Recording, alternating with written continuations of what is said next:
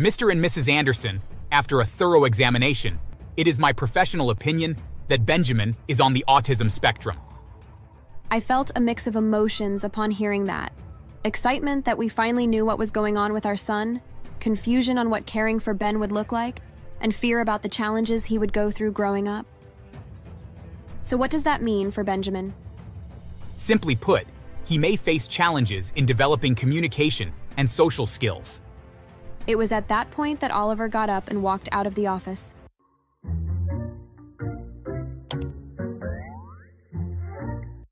My name is Emily. I'm married to my husband, Oliver, and the mother to our first child, Benjamin.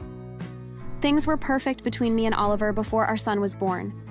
Our marriage was bliss. My pregnancy was easy too, and with Oliver there to help take care of me, we had nothing to worry about. A few weeks later, when my due date arrived, I gave birth to a healthy baby boy, and Oliver and I were overjoyed. Our families were thrilled too, and they immediately took to Benjamin, spoiling him rotten, even if he was just a baby. And as he grew up, he appeared to be like a normal child. He learned to walk on time, and he seemed as happy as we were. Then things started to change. While Benjamin was still a toddler, I started to notice that he was different from the other kids. They were all talkative and making friends with the other children, but Benjamin didn't. He wouldn't make eye contact with anyone, and his communication skills took a lot longer to develop than it did for his peers. I decided to bring it up to Oliver one night after Benjamin had gone to bed. Oliver? Yes, dear? Have you noticed how Benjamin is different from the other kids his age? Different? How so? Benjamin won't make eye contact with people, and he's taking a lot longer to develop communication skills. Don't you think that's odd? No. Some kids are just slow to talk. He'll be fine. Still, I want to visit a doctor and see if there's anything wrong with him. Honey, we don't have to do that. Please.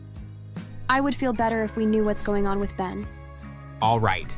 A couple of days later, we had an appointment with a specialist. While the doctor examined Benjamin, Oliver and I had to stay in the waiting room, and as time went on, we got more and more nervous. It's been hours. The doctor said it shouldn't take this long. We shouldn't have come down here at all. There's nothing wrong with our son. I don't know why I let you talk me into this. Shortly after that, the doctor invited us into his office. He had us sit down before breaking the news to us. Mr. and Mrs. Anderson, after a thorough examination, it is my professional opinion that Benjamin is on the autism spectrum. I felt a mix of emotions upon hearing that. Excitement that we finally knew what was going on with our son, confusion on what caring for Ben would look like, and fear about the challenges he would go through growing up. So what does that mean for Benjamin? Simply put, he may face challenges in developing communication and social skills. It was at that point that Oliver got up and walked out of the office. I asked him to stay, but nothing I said made him turn around. I didn't know what else to do, so I went back into the doctor's office with Benjamin. When I sat down, the doctor started giving me resources for parents of autistic children and what I can expect when raising Ben. After we'd gotten home, I noticed that Oliver was nowhere to be found. I texted him, asking where he was, and his response surprised me. I can't do this, Emily. I didn't sign up for a life like this. I want to leave and start fresh. We can have another child. A normal one. Oliver, how can you say something like that?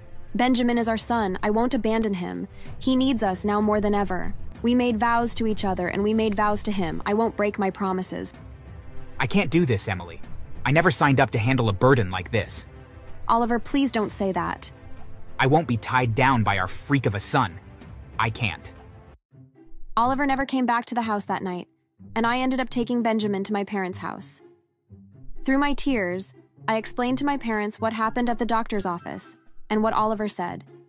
It was then that I realized I couldn't stay married to someone who could so easily abandon their own child and act like they don't matter. My parents understood, and they told me I could stay with them for as long as I needed to. It wasn't easy, but after a few days, I reached out to Oliver. Oliver, we need to talk. All right. I want a divorce. After what you said about our son, I can't stay married to you. I'm going to take my money out of our account and find a home for me and Benjamin, and I will raise him on my own. Is there any way I can convince you to abandon Benjamin and restart our lives with a normal child? When I read his message, I couldn't help how angry I got. How could the man I married become such a heartless monster? This is our son he's talking about. No! You will never convince me to leave my child behind just because he's different. I can't believe I ever married a man like you. I'll be sending you the divorce papers this week. I kept my word and met with Oliver later in the week to go through with the divorce. He tried again to get me to change my mind about Benjamin, but when he saw that I was serious, he gave up and signed the divorce papers. I felt relieved that I would no longer be married to someone who wouldn't love my child, but at the same time, it was also sad to lose someone that I once loved and started a new life with. After the divorce, I moved me and Benjamin to an apartment near my parents' house. It was a lot smaller than I was used to, and it was a struggle having to adjust, but my parents came by every day to help and provide support. It's been years at this point, and Benjamin is close to graduating high school. As he grew up, he developed some social skills, but most importantly, he discovered his passion for playing the piano. He's able to use music as a way to express what he's feeling and connect with others in a way that he can't when using words. He's performed at school and in auditoriums in front of large audiences, and he's gotten very popular over the past few years in our town. His interest in music started back in elementary school, when the teacher put on classical music while the students were working, and Benjamin lit up when he heard the piano. He kept trying to mimic how it was played, and the teacher suggested to me that I start him with piano lessons. I did so, and it was like he transformed into a different child. Benjamin played for his school's musicals and shows, and he's even enrolled in talent competitions, earning him prize money. I keep the money stored away for him in case of a rainy day, or he needs to tune up his piano. In high school, he started playing in the town hall during special events the people put on, and everyone loves to hear him play. Oh, he sounds like an angel playing like that. I know. I couldn't be happier with putting him through all his piano lessons. Are you his mother? I am. You should be so proud of your son's talent. Thank you, and I am. I couldn't be any prouder of him. All of a sudden, after one of Benjamin's performances, I got a message from Oliver. I was rather surprised. We hadn't spoken since the day we got divorced. Hi, how are you and Benjamin doing? What is this about, Oliver? I just want to know how my son is doing. From what I hear, he's quite the piano player. He is. And I also hear that he's won some prize money too. Maybe he'd be willing to share it with his father? Is that what this is all about? Money? That is so selfish of you. It's not selfish. It's selfish of you to keep the money all to yourself. Benjamin's talent has brought him success, and I'm his father. I have a right to some of the share of that success. We don't owe you anything, Oliver. You walked away when things got tough. You left when we needed you the most. Since then, I've built a good life for me and Benjamin, and I won't let you jeopardize that. His success is his own, and you have no claim to it. What do you even need the money for anyway? I've made some mistakes and I need money to get back on my feet. That isn't our problem. I couldn't believe Oliver's nerve. He never wanted to be a part of Benjamin's life, and then he wanted to reap the rewards of it. I was so angry, I blocked Oliver then and there. That didn't stop him from showing up to Benjamin's next performance, though. Sir, you can't enter without a ticket. Please, I just want to see my son. He's the one performing. I had been waiting by the door so I could hear something going on in the lobby. I left the theater, and I became angry when I saw Oliver there. You have no right to be here. Emily, please. You chose to walk away from your son, Oliver. You don't get to show up now because you think you can benefit from Benjamin's success. I just need some help, Emily. You should have thought about that before you walked away. Oliver tried to rush past the security guard into the theater, but the guard stopped him. The manager of the theater called the police on him when he wouldn't calm down. And once I showed them the messages of him begging for Benjamin's money, they charged him with stalking and harassment. It wasn't easy having to become a single mother and provide everything and more for my child, but being able to see him blossom into a talented young man while his father sits in a jail cell, in debt and unwanted, has made it all worth it.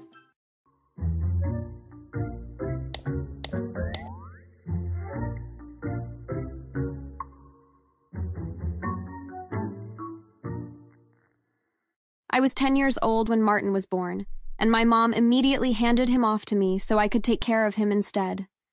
I protested and said I didn't know how to take care of a baby, but she just told me to figure it out.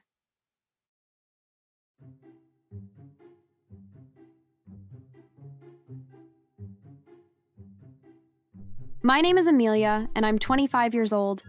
I moved out of my mother's house just a few years ago, and I've been trying to get my life put together since. See, ever since my younger brother Martin and I were young, our mom always treated us like her own personal servants and that we only exist to help her with the chores around the house. This was the exact reason my dad left her in the first place, and I still wonder why he never took us with him. I was 10 years old when Martin was born, and my mom immediately handed him off to me so I could take care of him instead. I protested and said I didn't know how to take care of a baby, but she just told me to figure it out. For a long time after that, I was his primary caretaker. And all the while, our mother was always bugging me about the chores around the house. She always wanted me to do everything, from cleaning the floors to vacuuming every room, to all of the yard work and gardening, too. While I was busting my butt, trying to take care of everything and make sure Martin wasn't neglected, our mother just sat on the side watching me, like she couldn't be bothered to help. I never really understood how strange that is until my friends and I talked about it during high school. Ugh, it's so unfair. My mom says I have to do the dishes for the entire week as a punishment. I don't get it. What's the problem? Doesn't your mom always make you do the dishes? No, a different person does them each night. Amelia, does your mom force you into doing the dishes every night? Well, yeah. And not just the dishes either. I have to do everything around the house and take care of Martin on top of that. It's how it's always been in our house. At the time, I didn't know why Jenny and Mia gave me a couple of weird looks. But now I understand. Amelia, that's not normal for parents to do to their kids. What? Of course it is. No, it isn't. In my house, everyone takes turns doing the chores, and our parents are the ones raising the kids. At the time, I could hardly believe what I was hearing. I'd been raised having to do everything around the house myself while my mom just sat back and told me what I was doing wrong. To me, that was normal. I hadn't considered that maybe she was taking advantage of me like that. I couldn't stop thinking about it when I got home that day. As soon as I walked in through the door, my mom ordered me to do the chores like she always did. I knew I shouldn't and that I should confront her about what she'd been forcing me to do all my life. But then I remembered Martin. Eventually, our mom would start forcing him to do exactly what I've been doing, but he was just a child. Until he grew up some more, I was the only person taking care of him, and I had to put his well-being first. So I just did as my mother ordered. I didn't want her taking out her anger on Martin if I didn't. And I never blamed Martin for me being forced to take care of him. It's not like it was his fault or anything. Besides, if I didn't take care of him, I knew our mother wouldn't, and I didn't want him to feel like he was alone growing up. But as the years passed and I grew closer and closer to graduation, I couldn't help feeling resentment towards our mother, and I yearned to be free of her. I didn't want to be stuck in the house, slaving away at every chore with her behind me, telling me I'm doing everything wrong. It got to the point where I couldn't even look at her without feeling all the anger I'd been bottling up for years. One day, it finally exploded. I came home from school that day, and as soon as I set my bag down, my mom was in the room ordering me around. There you are. The attic needs to be cleaned out now. Get to it. No. What do you mean, no? You can't boss me around and treat me like your personal maid anymore. I'm your child, and you've treated me like some kind of cleaning staff and personal chef for my entire life. You're my child. You're supposed to do whatever I tell you. No, I'm not. I'm supposed to do chores and look after my brother, but I'm not supposed to slave away for you all the time. And I won't do it anymore. How dare you disobey your mother? How dare you treat your kids like they only exist to serve you? You're a terrible mother. You don't deserve to have children. I didn't let her get another word in and ran up to my room. My friend Mia and her parents could let me stay at their house until after we graduated that week. And after that, I would be off to find a place for myself in a nearby town.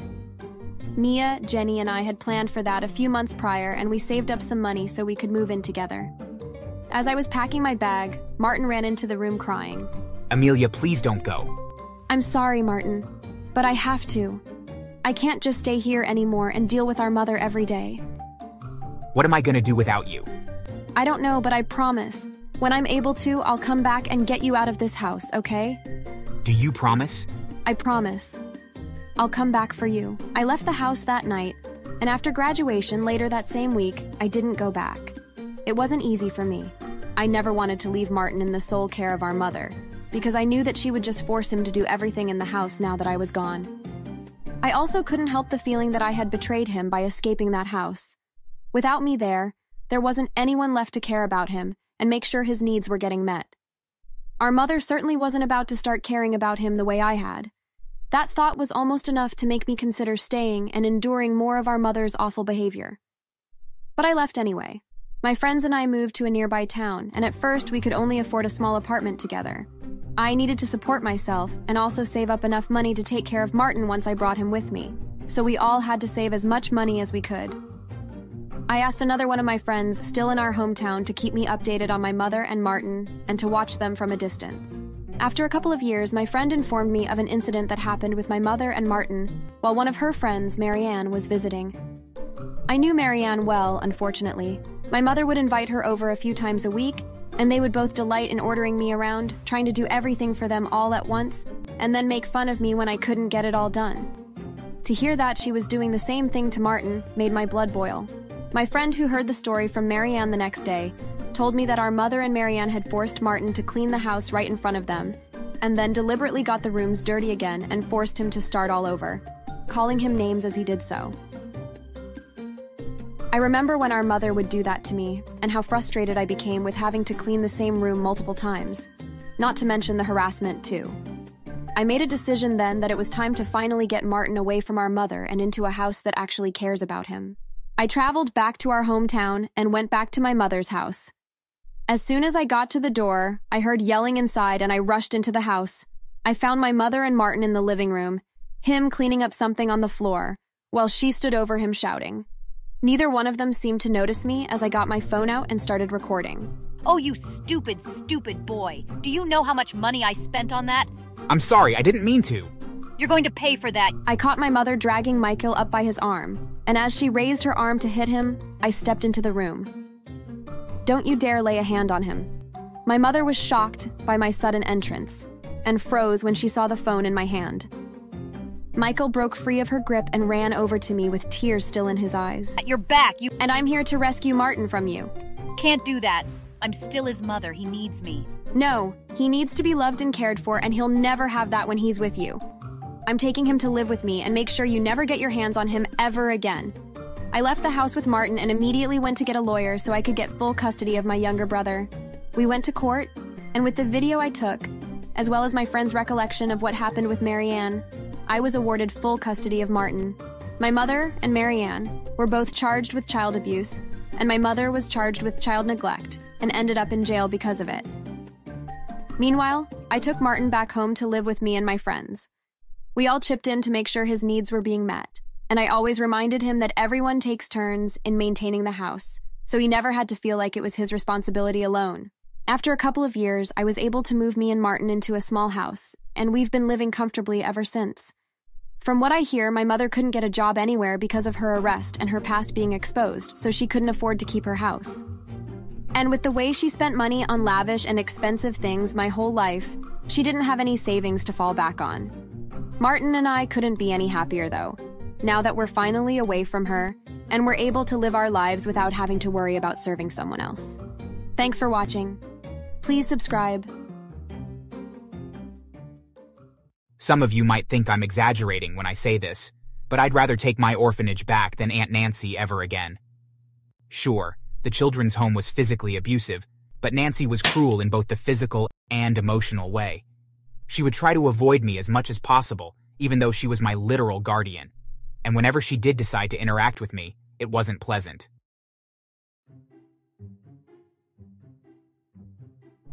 Hi everybody, I'm Mateo, and I have quite a fun story to tell everybody. This is the story on how I got revenge on my aunt, who treated me absolutely horribly. I still have no regrets about what happened to her. I'll just get right to it now. So I'm from a country in South America. I grew up in a home for kids since my parents had died when I was young. The workers always neglected everyone's basic needs and hit us often. I still have scars from the amount of times they lashed out on me. One day, these missionaries from America visited our region, and a couple that was on the trip came by and wanted to adopt me. So, through a lot of legal procedures, I became a US citizen, and I was flown out of my home country. It was a very hard change for me now, because I was already 9 when my new parents adopted me. I had to learn English, which was difficult and even more embarrassing, since everyone else around me has spoken English for their entire lives. There were also quite the cultural differences which I had to adjust to, and having parents now in general was something I had to quickly get used to. Luckily, my new parents were extremely patient and kind with me, which I was grateful for. We made many memories together, but again, my mom and dad passed away 5 years later. They were killed instantly as a result of a car crash, which absolutely devastated me. I was then sent to live with my Aunt Nancy, who was my dad's sister. Some of you might think I'm exaggerating when I say this, but I'd rather take my orphanage back than Aunt Nancy ever again. Sure, the children's home was physically abusive, but Nancy was cruel in both the physical and emotional way. She would try to avoid me as much as possible, even though she was my literal guardian. And whenever she did decide to interact with me, it wasn't pleasant. Hey, Matt. See? Don't say that stupid word. You're in America. Speak English. Sorry, Auntie. God, my brother really made the worst decision when it came to having a kid. He's adopted, not even from this country, ugly and stupid. I was fine with it as long as I didn't have to deal with it, but now my brother has to just die and leave me this thing to look over. Sorry, Auntie. Can you shut up and trim the bushes already? I'm tired of your weird accent. Mom and Dad. Mom and Dad, my ass. I'm not your mommy, Mateo. You're not even purely part of the family, so I will treat you as such. Nancy would constantly comment on my accent and basically anything that was identifiable to my culture. She hated my curly hair and would make me cut it short so it was straighter. She also grimaced at my tanned skin tone, and according to her, I shouldn't go outside much since I was brown enough. Also, my aunt would beat me a lot for either no reason or one that doesn't even make any sense. She noticed that I would get scared if she ever held up slippers or a belt and used this to her advantage. Mateo, do you think the length of this belt is too long? It's fine. Oh, don't tell me you're scared of a belt, are you? I'm gonna have so much fun scaring you. Please. Please don't. Nancy? Come on, don't be such a wimp. The fact that Aunt Nancy was making fun of my past trauma was pretty aggravating. I tried hard to let her off the hook with every new thing she did or said, and it was becoming increasingly hard to not yell back at her as the years went on. She even berated me in front of my friends from school. You've been living here for like 7 years now. Why is your accent still so terrible? Sorry, I've been practicing a lot. Well, obviously your Spanish friends you have with you are keeping you from talking normally. Auntie Nancy, stop saying that. So are you denying my First Amendment rights now? I can't freely say what I believe? No, but by this point, I was so done with my aunt. I apologized to my friends, and my head boiled with anger as I thought about all that Nancy had said. One day, Nancy took me to my grandparents' place since she had some sort of salon appointment. I had visited them almost every week with my parents, but ever since living with Nancy, I'd see them only about 6 times a year. Grandpa and Grandma were some of the sweetest people that I'd ever met, and I knew that I could tell them anything. So I began to complain to them about everything that I'd been going through at home with Nancy. I went into tiny details ranging from her racist remarks and distaste towards adoptees to the manual labor she forced me to do. When I was finally done ranting about my situation, both of my grandparents were fuming in absolute fury. Mateo, I promise we will help you. We have a lot of secrets we've been keeping, but I think it'll come to our advantage now. Honey, I assure that Nancy will never lay a finger on you again. Thank you. My grandparents soon revealed some shocking secrets about their life, and they were right. I really could use a lot of the stuff as weapons against my evil aunt.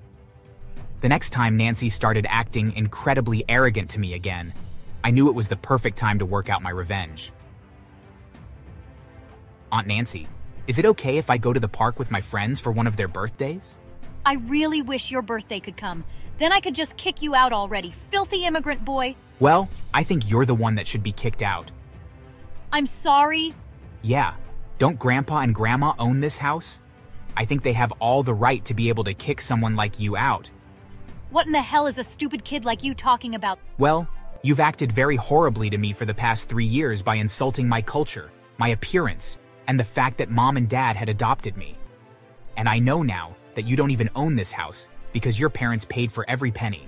That's not true. Stop lying. I'll call them right now. I watched as Nancy quickly dialed my grandparents' number, and my grandma picked up. Nancy began to yell about how I was a complete liar, who was just trying to embarrass and humiliate her in front of everyone I knew. Mom! Your so-called grandson keeps trying to assault me and claims that you bought my house. Mommy, tell him it's not true. Hurry! Just calm down now. We're almost at your door. Sweetheart, you know it's true. Mom? What? No, I paid for it, Mom. Stop pretending. We wrote the check for the whole house. Nancy, it's time to also reveal the fact that you're adopted. Go ahead. Tell Mateo that you're adopted.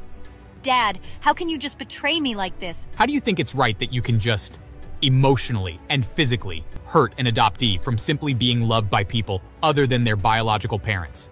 We've loved you for all of your life.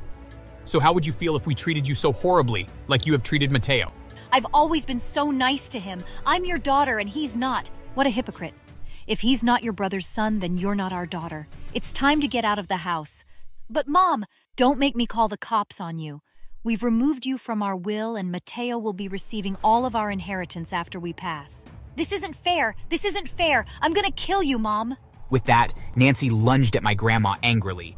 She hit the ground, and I quickly was able to pry my aunt off of her and restrain her while Grandpa called the police. The police very quickly showed up and made sure that my grandma was okay from being pushed onto the floor. Luckily, my grandma only ended with a sore hip. On the other hand, Nancy was completely kicked out of the house and also charged with assault and resisting arrest, since she'd kicked the cops multiple times before being tased and forced into the police car. I'm not sure what happened to her, since my grandparents dealt with all of the illegal technicalities, but it's been a few years, and I haven't seen or heard from my aunt. Grandma and Grandpa gifted me Nancy's home, and I was ecstatic at this news. I did rent the house out for a few years when I went to college. I've just come home from university, and my grandparents are still doing very well. They say they have no regrets on what they did since every child deserves to have love, and she just didn't understand that. Thanks for listening.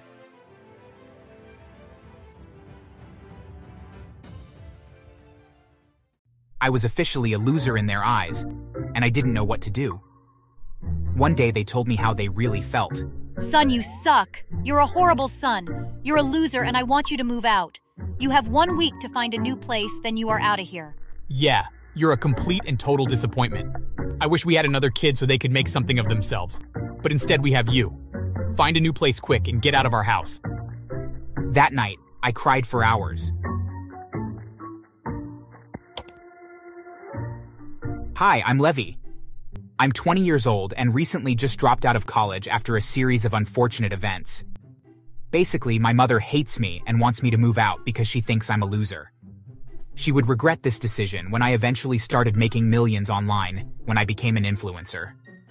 Let me start from the very beginning. When I first went to college, I met this amazing girl. Her name was Macy, and she was the most beautiful girl I had ever seen.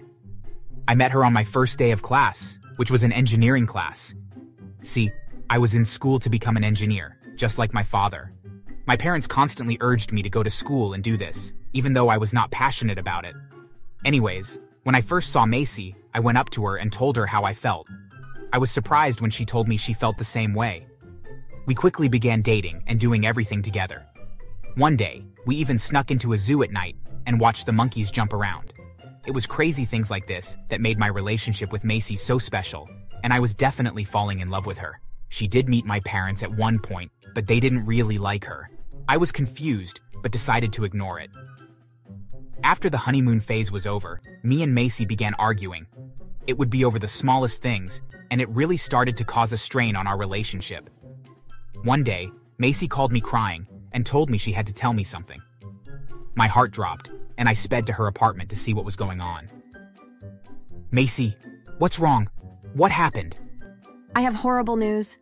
It's over between us. I met someone rich, sorry. What? How could you do this? I was horrified to hear that Macy had left me for one of my rich friends, which hurt even more. I quickly broke up with Macy and told her I never wanted to see her again. After my breakup, I fell into a depression. I stopped doing schoolwork and spent most days holed up in my room sulking. I had so many regrets and wished I could turn back time and maybe do something different. I began failing all of my classes, which really made my parents mad. Levy, we are terribly disappointed in you. You are supposed to be getting good grades, and instead you are failing. This is not what we are partying for. Yay, son. We are very upset. It's just been hard with the breakup and all. I am sorry. This excuse meant nothing to them. They had been together since high school and never experienced a breakup before. I loved Macy so much, and now she is gone. I went back to school, but my grades still were horrible. Eventually, I flunked out of school entirely and had to move back home. When I came back home, my parents practically disowned me and told me I should never come upstairs and stay in the basement because they didn't even want to look at me. They urged me to get a job, but I was unable to get hired anywhere. I was officially a loser in their eyes, and I didn't know what to do. One day they told me how they really felt. Son, you suck. You're a horrible son. You're a loser, and I want you to move out. You have 1 week to find a new place, then you are out of here. Yeah, you're a complete and total disappointment. I wish we had another kid so they could make something of themselves. But instead we have you. Find a new place quick and get out of our house. That night, I cried for hours. My parents hated me and treated me horribly. I didn't know what to do, so I took out my phone and recorded a video of myself explaining my feelings. I posted the video to social media, and a couple hours later, it was actually blowing up. It was going completely viral, and people wanted to see more. I began making more and more videos, mostly about relationship advice, and they were all going viral. But one day, my mom came into my room during one of my video sessions and destroyed my phone and said, "Why are you wasting time on things like this? Go find a job." When she left, I cried and slept off. The next day, I bought another phone and continued posting my videos soon enough. I got to 1 million followers in only a couple days, and it was around that time that I got my first brand deal. I got paid a little over $10,000 to promote a business, which was the most money I had ever made. When I told my parents what I was doing, they didn't even believe me at first. They said that it wasn't a real job and that I still had to move out. At this point, I was making around $10,000 a day. My parents warned me I only had 1 day to move out. Very early that morning, I heard a knock at my door. When I opened, it was my mom and dad. Are you ready to live now? Yes, I am parking my stuffs. When I was parking, I could hear them chatting and laughing. They were saying, "We can rent this part of the house and make some money." When I was done, I took a taxi and went to a hotel. At first stayed there for a few months and purchased a luxury apartment in the best area of town. When my parents heard about it and came to check out my place, they finally believed me. Wow, Levy, you are so rich. All of our friends have been talking about how successful you are and how proud we should be of you. Wow, so you only support me when I'm rich and famous? That's so annoying. We are sorry, son. Please forgive us. After giving it some thought, I decided to forgive them and routinely had them over for dinner. At this point, I was making almost $500,000 every month and was able to buy several luxurious items, specifically a Rolex watch. It was $100,000 and it was my most prized possession. When my dad saw that I had this watch, he was totally jealous. I let him try it on, and he loved it. Disaster struck one day when I had my parents over for dinner, but realized that my watch was missing after they had left. I knew immediately that my dad must have stolen my watch. I called him up, but he denied taking it. I stormed over to their house and began searching everywhere.